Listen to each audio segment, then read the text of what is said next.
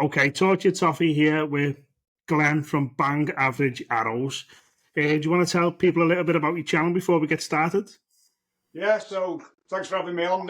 Just a darts channel. Set it up. Kids obviously bought into obsession with Luke Littler when he made World Championship I final. think everyone did, didn't he? It's been brilliant, mate. But yeah, I'd not played for like 20 years. We got bored up, kids having a chuck. They soon got bored of it. I've just carried it on, and Yeah. it kind of blew up a little bit, and just enjoy being on there doing live streams and chatting with people, and that's got me out of the house playing a few more tournaments again. So yeah, all good. Yeah, I had a little look at your channel. It's a good channel, actually. I appreciate that, mate. Thank you. Yeah, it was actually Mini Mars. I think I mentioned it to you, who put me onto your channel. So, yeah, shout out to him. No, he's a top lad, Minimise. He's a real funny content creator as well. He is, yeah, he is. Everybody on TikTok and TikTok darts loves him. He's a top lad. But Yeah, an he Everton fan, so not perfect. I think even I'm regretting being an Everton fan today. No, you can't shoot colours, mate. I know. Anyway, on to Doncaster. Pretty good season so far. 6 points out of 9. Yeah, it's one of them. I mean, how we finished the back end of last season, I think most of us just expected them to do a bit of business in summer. I mean, Luke Molyneux, he was the main one. We weren't looking to bring certain players in. It was signing him, getting him tied down. They managed to do that, and the excitement around it. Yeah. I think with the team we've got and how they progressed that second half of the season, you're just expecting big things. Yeah. And first game, destroyed Accrington. They're not the best side we're going to play. But then, obviously, they won yesterday with Morecambe, lost to Newport, which it might sound arrogant, but it's probably a bit of a shock in terms of where we thought we'd be. But you're going to lose games, but of course, I still fancy us being up there, either automatic promotion or top couple of playoff spaces. But I think we'll do it straight away. Oh, yeah. Well, good luck. I hope you do it too. Right, going into Tuesday's game, obviously, Doncaster coming to Goodison Park. Yeah. If there's a player, a danger man for Doncaster, who Everton players and fans have to look out for, who would you say that player will be? You'll turn up on Tuesday and shock Goodison Park. Mate, I've already mentioned Luke Molyneux. I mean, even Kyle Hurst, Jordan Gibson's been good as well since we've signed him, but Molyneux is... I've been watching Rovers, as I was saying to you earlier. I've been a bit more casual the last few years. Yeah. But I remember back to the days we were in conference, we had a player called Michael McIndoe. And he's literally, I mean, stadium were all standing, so I can't really say you'd get out of your seat when they got ball, but that sort of player, they get the ball, they're going to run at defenders, they're cutting inside, they just excite you. And there's nothing to lose as well. All the pressure is going to be on Everton, especially at the start of the season. So I think if Doncaster turn up and go straight for Everton, it'll put pressure even more from the fans onto the team. So, yeah, even though it's like League 2, Premier League, it doesn't matter for this game, I don't think, because we've had such a bad start and playing so badly. If you just turn up confident, you could get the shock, I think. I really do. Yeah, we're a good footballing side as well, but like the Newport game, second half, they seemed to press us really high. And I wouldn't say players couldn't deal with it, but it was if they didn't move the ball quick enough. Like you'd play against the Leicester side, they give you that bit of time and space, and we look absolutely brilliant. Like Arsenal used to in 2000s, like a real good footballing side. But that pressure, I think that could be as undoing unless the few teams have sort of seen what Newport did. That's the blueprint. They start pressing us high, and then we get used to it. But we've seen it in years gone by as well. And we had a good League Cup run a few years ago. Beat Man City on penalties, beat Aston Villa, lost to Arsenal. But it were playing good football. And obviously League 2, you get a lot of big physical sides. They're wanting to clatter you, big men on pitch, big centre-backs, big forwards. And it sometimes does sort of negate the ability to play. But against the Premier League team, who they do give you more time on ball, they'll defend on edge of their own box. Like it could be a good game to watch. Obviously, I think it will be. I really do. I don't think there's nothing that's telling me Everton are going to go and blow Doncaster off the pitch. I just don't see it happening at all. I don't. No, it's one of them with Everton as well. I mean, my dad were having a conversation the other day because we're not going. My son's going with his friend and his mum and dad to game. Yeah. But in years gone by, like you'd have thought, Everton away, I've got to get to that game. Yeah. we were saying other than Pickford, I mean, I've watched a YouTube video this morning on your squad this season, because I'm thinking I don't really know any of the players anymore. Like, back in the day, you did though, didn't you? Like they were up there. Yeah. But yeah, looking through it, and yeah, there's a few decent players, but there's nobody that's making me think I want to travel to Liverpool on a Tuesday night and see that star player. Go to work early morning, and there's no like big name where I'm thinking, yeah, I really, really want to see him. Yeah. No, I understand. Mate, sorry. Am I allowed to swear? Because it probably will. Of course. Oh, good. Swear as much as you want. But so onto that, you saying Everton having no superstars, basically, apart from Pickford. If you had to, I know it's a mad question because it's League Two, Premier League, but if you had to take one player from Everton's team who has to start every week for Doncaster, who would you take and why? I like Jack Harrison. You know what? I had a Brighton fan on last week, and he said the same thing. He said Jack Harrison. Yeah, he's... I don't know what it is with him. I've always rated him as a player. Yeah. I mean, I haven't seen him play for Everton, but when I've seen him previously, like he's the sort of player I think could fit well into our team as well. Yeah. But yeah, it's just frustrating. As an Everton fan, at the moment, he's frustrating because it's like he plays one game and he looks like a superstar. Yeah. And then the 4 games after, he's bang average. And then he'll be great again. And he'll get your hopes up again, and then he's bang average. So, yeah, I hope he can change that a bit. Yeah, I think other than him, obviously, Mason Holgate, he's a local lad as well. I don't know if he's got any links to the Rovers. I don't think he can. Well, no, he didn't come through our academy, but yeah, obviously that. I think we signed him from Barnsley, you know. Yeah, it's one of them. I coach kids football in Doncaster, and you've got they sort of go off to like Leeds Academy, Barnsley, Sheffield Wednesday, Sheffield United. Like you do get the lads that go to Donny, but you like your Danny Roses and them. They always seem to end up at Premier League clubs or Cat 1 academies. So we're surrounded by a lot of big clubs here. Yeah. So have you got a score prediction for the game? No. No. Is that because you're not confident, or you just haven't got a clue what's going to happen? I think what I could say is, like you said earlier, there's probably never a better time for this Rovers team to play that Everton team. Like, it might balance it out, but ultimately, mate, you've got players there on hundreds of thousands of pounds a week. Like, they're the elite of the elite, regardless of how well they're doing in Prem. We're probably capable of pulling off an upset, but it's highly unlikely. And I wouldn't be surprised, to be honest with you. Just watching us lately, I would not be surprised. No? No. Do you think they'll put will it be a full strength team then? I think he'll go half, you know. I think he'll go half and half. Yeah. That was another reason I weren't overly bothered. I thought you go in seeing maybe 3 or 4 names and then a load of kids. And yeah. It's a long way, but yeah, you don't know it. I'm confident in Rovers' ability, but there's levels to the game in there. And of course, yeah. You fancy Everton, even in the dire situation they're in at the minute, to still be a lot better than us. I think what I've seen a lot happen when we'll play like one of the lower league clubs at our ground is they'll come full of energy. Yeah. And then in the second half, they kind of get tired and they die off a little bit. And that's where you kind of kill them in the end. But I'm not saying that will happen, but that seems to be like what can happen a lot of the time is they put so much into that first half trying to make an impression. They tired themselves out. I don't know. As I said, it may not happen, but yeah. Yeah, it's again with Rovers' style of play. Just from a few games I've seen this season, it doesn't tend to be like full on high intensity. You know what I mean? It's quite a calm side with ball. But I know exactly what you mean there. You see it over years in FA Cup ties, don't you? The underdog comes, they're on top first half and end up losing 4-1 and stuff. Yeah. They just know how to use ball better and how to move the ball, don't they, Prem teams? Yeah. So, have you ever been to Goodison Park at all in the past? To be honest, I've only ever been to Liverpool, I think twice with work. Like most cities, I've been and had nights out, but I've literally driven in and driven out.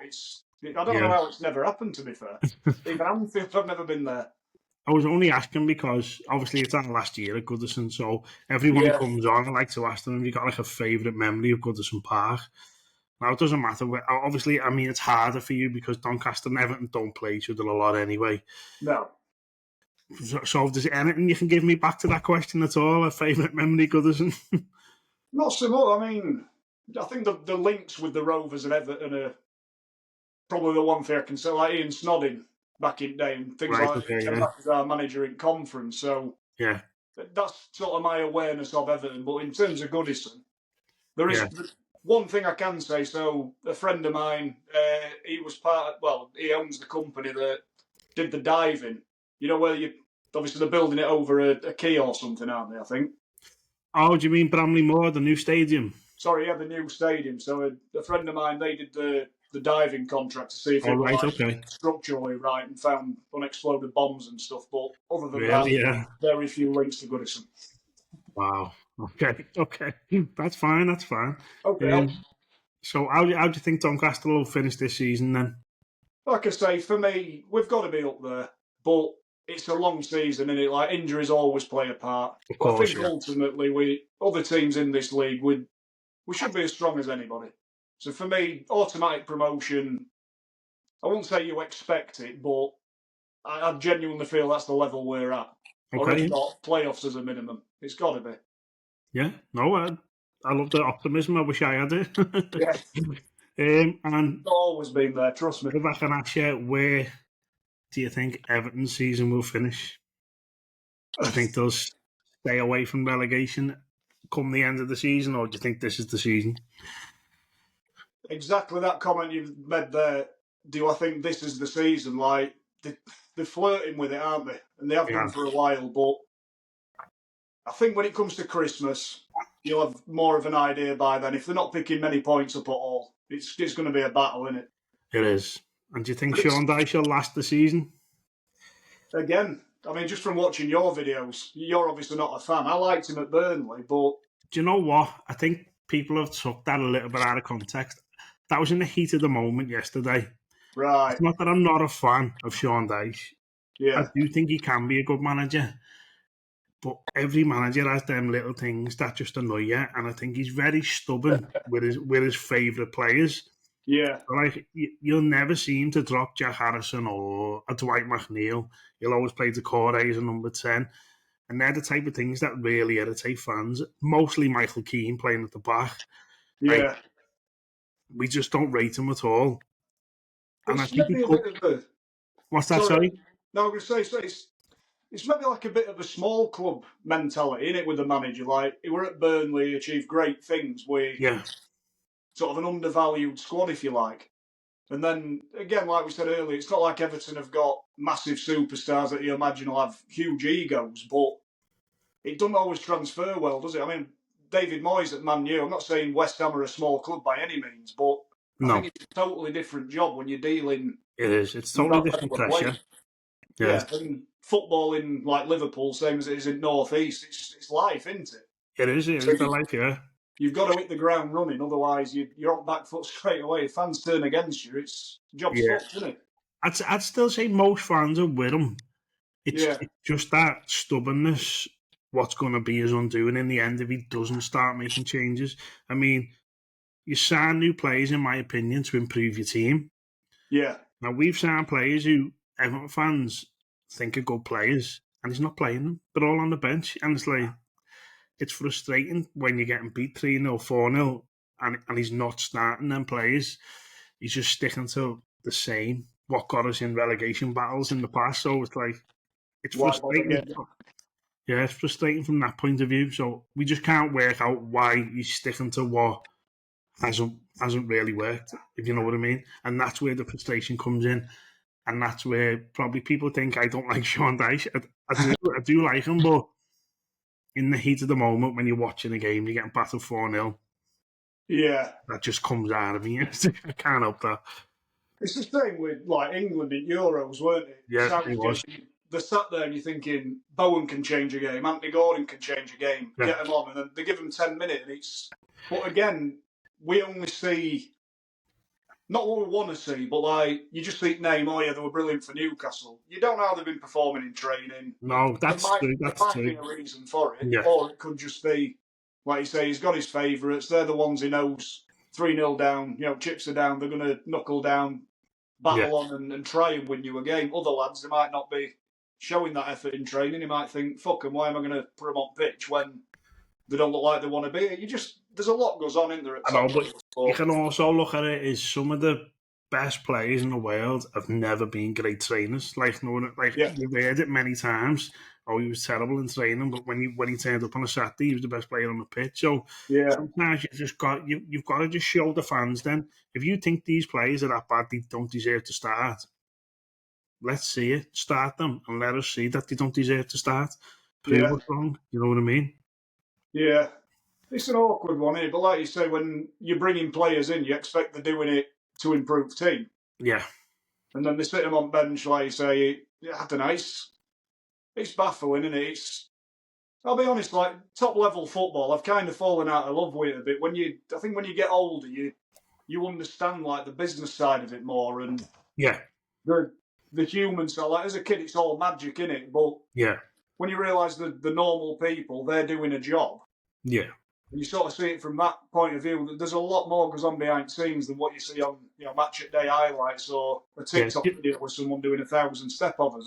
Do you know what? I shouldn't really say this because I might be putting a jinx on us, but I don't want to get relegated, but I've always wanted to experience what it's like having your team play down in the lower leagues because I assume it's just a lot more fun. I don't think the Premier League's that fun anymore. It's pretty boring. Absolutely. When I first started, or when I can first remember going to Rovers, we were in Conference, which is National League now. Yeah. And it was like, we were a massive fish in a small pond, getting crowds of 4,000 or 5,000. Yeah. You'd go away to somewhere, they'd have a crowd of 800, and then when Rovers played, it were 2,500. But it were mad. We had a shit stadium. It was like the phrase that were going around were like just a pub team having a laugh. And then at the end of the championship, I think that the season we were in championship, I looked through league table, I think there were only us and maybe 3 other teams that had never been a Premier League team. Yeah. So like, you're massively punching above your weight. But the players we had and the team we had and the manager we had, it were brilliant. Yeah. Like, you'd be the other way, you'd be that big team, you'd be expectant, wouldn't you, if they were in championship to be winning most games. Yeah, to be fair, yeah. But a lot that go down, they don't go straight back up, do they? It's a tough league, championship. It is. I think it's the hardest league in England, the championship is. There's so many good teams and it's so hard to get out of there. It is, and you look at like your Leeds and Southampton, whoever else has sort of come up, and they do end up going back down. Because I think it's just so competitive now. There's your bottom half at Prem and probably top half at Championship. You could interchange. I don't think it'd be that different. No, I don't think so. No, I think you're totally right there, what you're saying. And I also think once a Premier League team who's established goes down, a lot of them find it hard and they end up going down again, which is what we've seen. Like Man City years ago, Portsmouth, Leeds. Yeah. I think Bolton, they've all dropped and dropped again. And it is, as you said, it's a hard league to get out of, and it's a hard league to acclimatise to, probably, and it shocks the players as much as it shocks everyone else. I think that's a lot of it as well, like you say, with the shock to the players, like Portsmouth, who you mentioned. I remember when they came down, and I think it were Carnu. They've still got Carnu on like 100 odd grand a week. Yeah. So obviously, he don't want to play at that level. He's capable of more. Yeah. So they drop down with these, massive wage bill. But then, like you said, the drop again, I think, is when all them lads fuck off. You're bringing in whoever you can that's willing to play for that money. Yeah. And ultimately, you're rebuilding a team. I think it's too much business to do in one summer before season starts. Yeah. You've got lads on 3-year contracts, still 2 years left on Premier League wages. It kills you. Yeah. I think what's so hard as well, being down in, like, just anywhere below the Premier League, is once you get a talent in your team, they just get taken away by a Premier League club. You know what I mean? Yeah. And there's nothing really that them teams can do about it, which is sad, I think. Yeah, definitely. Like I say, we're coaching junior football, the Rovers Academy. Sometime last year, there were about 4 or 5 lads, and I think they were between 8 and 10-year-old. Like 2 of them have gone off to Man United, 1 of them off to City. And they don't disclose figures, but it were rumoured maybe 25 grand per player. That like, oh yeah, we're going to take them from you at 9-year-old is 25 grand. It's a drop in ocean, isn't it? But for them, but it's something that like player, he could go on to be your club legend if they could stick around, but they never. Yeah. And then players probably could grow up and be worth like 100 times more than that 25 grand they gave you. Absolutely. There should be something else in that contract. Once they pay you the 25 grand, they have to pay you another whatever if he makes it.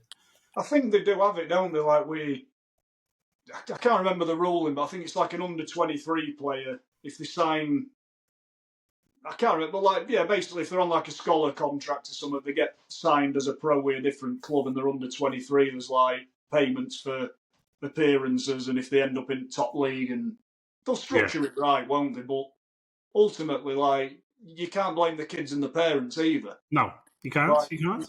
You're at Rovers, you might be on a couple of grand a week, or 9-year-old, you've got best training in the world at Man City. If you say to a 9-year-old who's obsessed with football, like Man United, want to take you to the academy, they just see the big lights, don't they? They just, Man United, I want to go, So you can't blame the kid, like, and the parents the same. You can't blame them either.